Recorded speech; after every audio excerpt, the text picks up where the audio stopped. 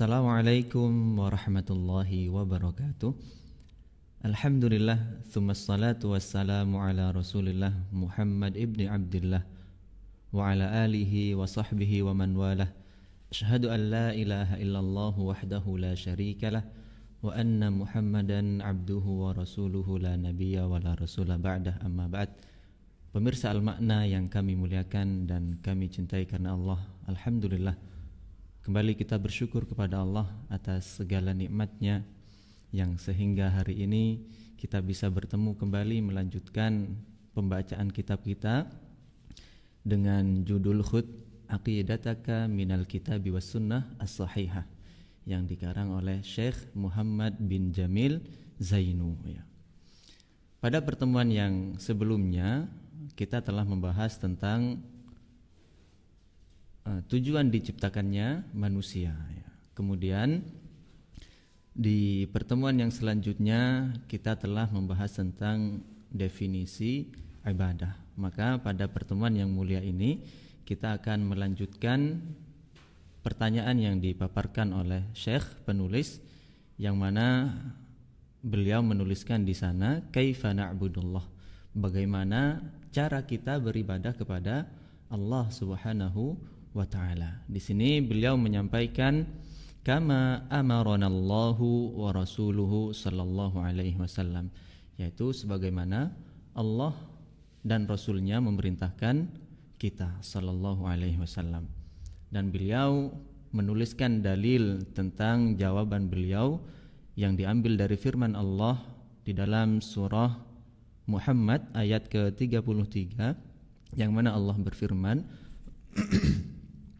Ya ayyuhalladzina amanu ati'ullaha wa ati'ur rasul wa la tubtilu a'malakum. Wahai orang-orang yang beriman, taatlah kalian kepada Allah, taatlah kalian kepada Rasulnya Muhammad sallallahu alaihi wasallam, dan jangan batalkan atau rusak amalan-amalan yang telah kalian kerjakan. Dan beliau juga menukil hadis Nabi sallallahu alaihi wasallam yang diriwayatkan oleh Imam Muslim, Man amila amalan laisa alaihi amruna fahuwa raddun. Barang siapa yang melakukan suatu amalan laisa alaihi amruna, yang tidak ada perintah dari kami, fahuwa raddun, maka amalan tersebut tertolak. Ai ghairu maqbulin, ya, atau tidak diterima amalan tersebut. Maka ahli sunnah wal jamaah di dalam hidupnya memiliki prinsip selalu tunduk dan taat kepada Allah Subhanahu wa taala. Selalu tunduk di sini dalam arti sesuai dengan apa yang telah disyariatkan atau diajarkan oleh Rasulullah sallallahu alaihi wasallam. Maka ahlu sunnah wal jamaah membatasi setiap amalannya harus selalu sesuai dengan syariat yang dibawa oleh Rasulullah sallallahu alaihi wasallam. Amalan tersebut harus sesuai dengan bimbingan sunnah Rasul kita Muhammad sallallahu alaihi wasallam. Dan ahlu sunnah wal jamaah di setiap amalannya mereka pasti memiliki landasan dalil, ya. Sebagaimana penulis di sini menyampaikan firman Allah Subhanahu wa taala di dalam surah Muhammad ayat yang ke-33. Ya ayyuhalladzina amanu. Panggilan ini adalah panggilan khusus, ya, panggilan istimewa untuk orang-orang yang beriman. Ya ayyuhalladzina amanu. Apa kata Allah? Ati'ullaha wa ati'ur rasul. Taatlah kalian kepada Allah dan taatlah kalian kepada Rasul. Dari ayat ini Allah memerintahkan kepada orang-orang yang beriman agar taat kepada Allah dan taat kepada Rasul. Dan bentuk taat kepada Allah adalah dengan cara kita beribadah hanya kepada Allah Subhanahu wa taala dan tidak melakukan kesyirikan atau menyekutukan Allah dengan sesuatu apapun. Akan tetapi tidak mungkin kita katakan taat kepada Rasul adalah beribadah kepada Rasul. Tentu ini adalah sebuah kesyirikan, karena ibadah hanya milik Allah Subhanahu wa ta'ala. Tidak boleh seorang hamba memberikan ibadahnya kepada selain Allah, walaupun dia seorang nabi dan rasul, ataupun malaikat. Karena ibadah murni hanya milik Allah Subhanahu wa taala.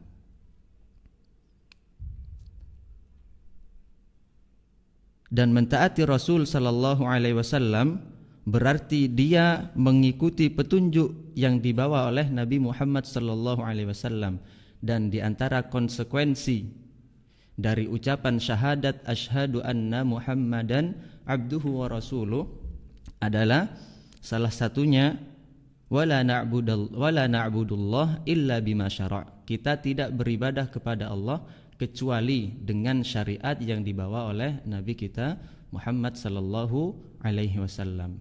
Wala tubtilu a'malakum, dan jangan kalian batalkan atau rusak amalan-amalan yang telah kalian kerjakan. Di sini Al-Imam Ibnul Jauzi menjelaskan ikhtalafal ulama ala arba'ati aqwalin, ya. Ada 4 pendapat ulama tentang firman Allah wala tubtilu a'malakum. Janganlah kalian rusak amalan-amalan kalian. Yang pertama, la tubtilu a'malakum bil ma'asi wal kabair. Janganlah kalian rusak amalan-amalan kalian dengan perbuatan maksiat dan dosa-dosa besar.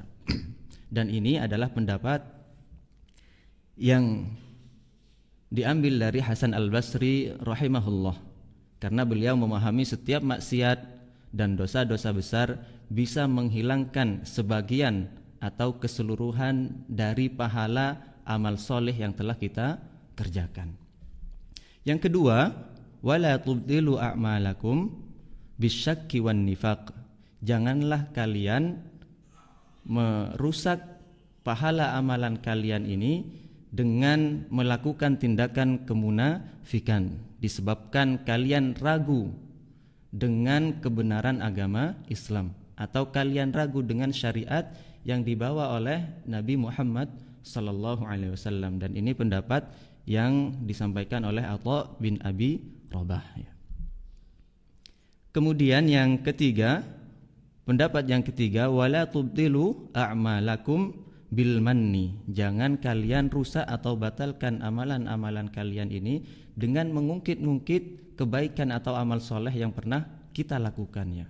Dan Allah berfirman, ya ayyuhalladzina amanu la tubtilu shadaqatikum bil manni wal adza. Wahai orang-orang yang beriman, jangan kalian rusak, batalkan sedekah kalian dengan mengungkit-ungkitnya. Maka kebaikan yang sudah kita lakukan kepada saudara kita, maka kita lupakan hal itu. Biarlah Allah yang akan membalas kebaikan kita, ya. Jangan pernah kita mengungkit kebaikan yang pernah kita lakukan kepada saudara-saudara kita. Dan ini adalah pendapat yang dinukilkan dari Muqatil, ya. Adapun pendapat yang terakhir, wala tubtilu a'malakum birriya'i was-sum'ah. Jangan kalian batalkan dan rusak amalan kalian dengan riya dan sum'ah. Riya adalah pamer, ya, ingin dilihat. Sedangkan sum'ah adalah ingin didengar oleh orang lain. Jadi dia tidak puas dengan ibadahnya apabila ibadah tersebut tidak dilihat atau tidak didengar oleh orang lain. Ibadahnya bukan karena Allah Subhanahu wa ta'ala, akan tetapi ibadahnya dia niatkan karena orang lain. Dan Ali bin Abi Thalib radhiyallahu ta'ala anhu, beliau pernah menjelaskan tentang ciri-ciri orang yang riya, ya. Maka perhatikan jangan sampai ciri-ciri ini ternyata ada pada diri kita. Beliau mengatakan lil murai, pada orang yang riya itu salatu alamatin, ya. Ada 3 tanda. Apa saja? Yang pertama, yanshatu, dia bersemangat. Kalau apa? Idza kana 'indan nas, apabila dia bersama dengan manusia, dia bersemangat dalam ibadahnya, ya. Wa yaksalu idza kana wahdah, dan dia malas kalau sendiri, ya. Perhatikan 2 sifat ini, 2 tanda ini perlu kita perhatikan bersama. Apakah ibadah yang selama ini kita kerjakan, apakah ada 2 unsur tersebut di dalam ibadah kita? Kemudian yang terakhir, tanda yang terakhir, wa yazidu fil amal idza uthniya alaih wa yanqusu idza zumma, ya. Dia menambah amalannya apabila dia dipuji, dan berkurang amalannya apabila dia dihina atau dikucilkan, dicaci, maka amalannya berkurang. Maka 3 sifat ini mari kita muhasabah bersama. Ibadah yang telah kita lakukan ini sudahkah ikhlas karena Allah, atau terdapat ciri-ciri riya di dalam hati kita ya. Maka ayat ini ya, mengajarkan kepada kita agar kita menjaga amalan-amalan kita, mempertahankan pahala dari amal soleh yang telah kita lakukan. Makanya di sana ada perintah untuk mentaati Allah Subhanahu wa taala dengan beribadah hanya kepada Allah dan tidak melakukan kesyirikan. Mentaati Rasulullah yaitu dengan mengikuti beliau dalam beribadah kepada Allah Subhanahu wa taala. Dan apabila kalau kita sudah melakukan hal ini, maka jaga amal kita, jangan sampai amalan-amalan tersebut batal dan rusak. Baik dengan melakukan kesalahan ketika beramal dengan sum'ah atau riya misalkan, atau dengan melakukan kesalahan pasca beramal, baik dengan syirik misalkan. Karena Allah berfirman di sana, la in asyrakta la yahbatanna amaluk. Sekiranya kamu berbuat kesyirikan maka akan gugur, rusak seluruh amalan-amalan dirimu. Maka dari itu jaga amalan kita, jangan sampai kita melakukan kesalahan ketika beramal atau melakukan kesalahan pasca beramal ya. Kemudian penulis di sini membawakan dalil yang kedua yang dinukilkan dari hadis Nabi sallallahu alaihi wasallam. Hadis yang diriwayatkan oleh Imam Muslim ya. Beliau bersabda, man amila amalan laisa alaihi amruna fahuwa raddun. Barang siapa yang mengerjakan suatu amalan yang tidak ada contohnya dari kami ya, tidak ada landasan dalilnya, maka amalan tersebut tertolak, ai ghairi makbul, atau tidak diterima.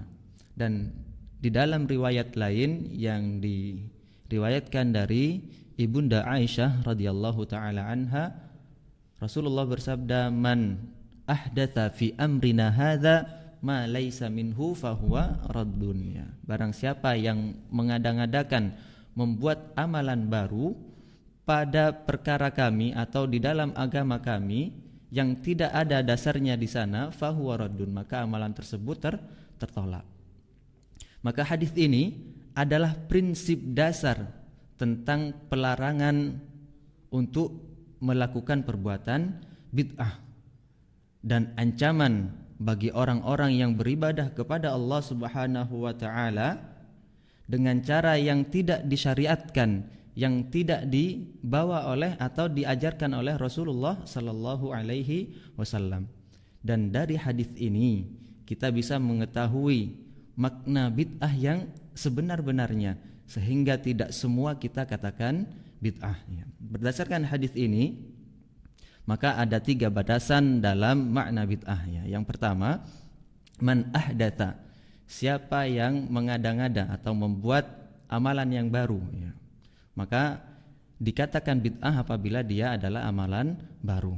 Dan amalan baru itu adalah amalan yang dibuat-buat oleh manusia setelah meninggalnya Rasulullah sallallahu alaihi wasallam atau para sahabat. Ini adalah batasan yang pertama.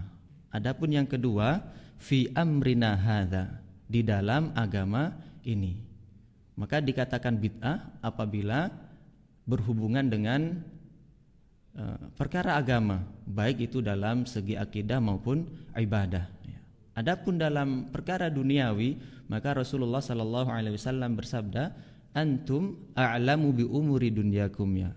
Kalian itu lebih tahu dengan perkara dunia kalian daripada Rasulullah sallallahu alaihi wasallam. Adapun yang ketiga, ma laisa minhu, yang tidak ada dasarnya, tidak ada dalilnya, tidak ada landasannya, maka ini termasuk dalam bid'ah. Apabila amalan tersebut mempunyai dasar, landasan, dalil, maka silahkan untuk dikerjakan ya. Karena al-aslu fil ibadah haram.